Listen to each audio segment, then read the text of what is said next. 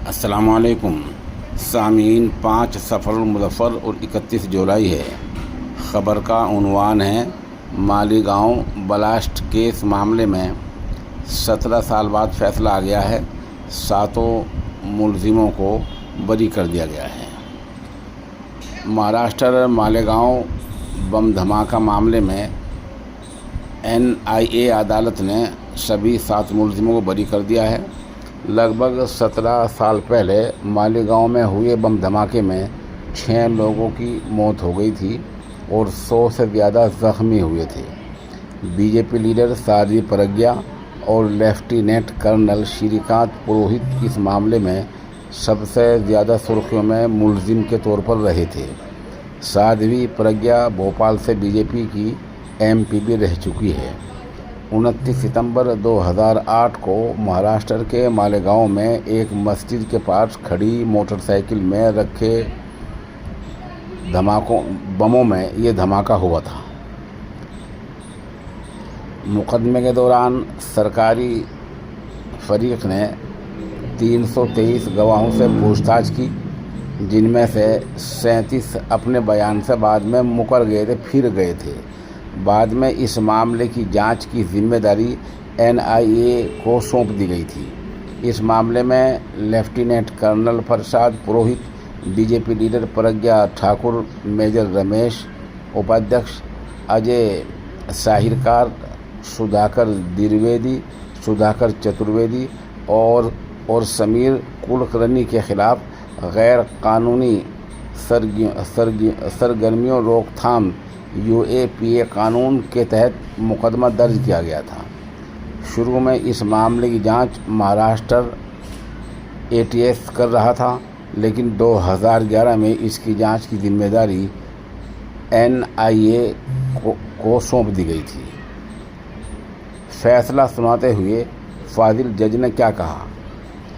सरकारी फरीक ने सरकार ये तो साबित कर सका है कि बम धमाका हुआ था, लेकिन ये साबित नहीं कर पाया कि बम मोटरसाइकिल पर ही लगाया गया था।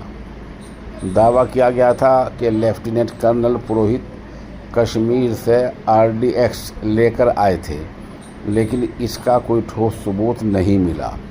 ये भी साबित नहीं हो सका कि पुरोहित ने अपने घर पर बम तैयार किया था।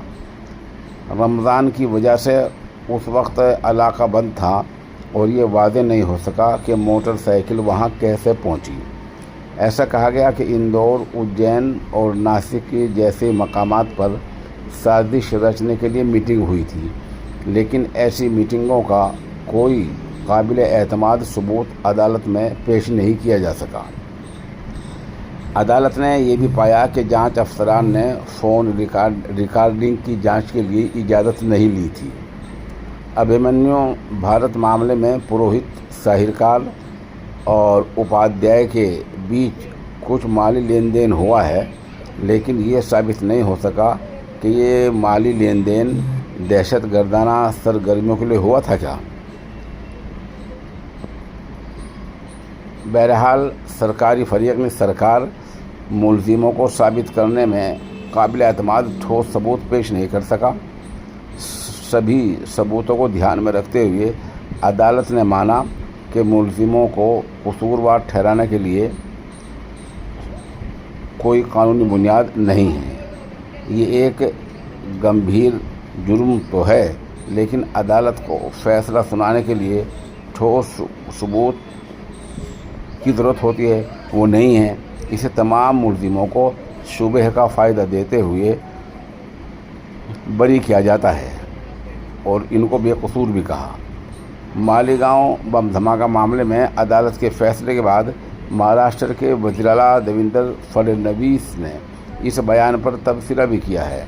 उन्होंने सोशल मीडिया प्लेटफॉर्म X पर लिखा, दहशतगर्द भगवा न कभी था, न है और न कभी होगा। बहरहाल इस तरह का फैसला आया है।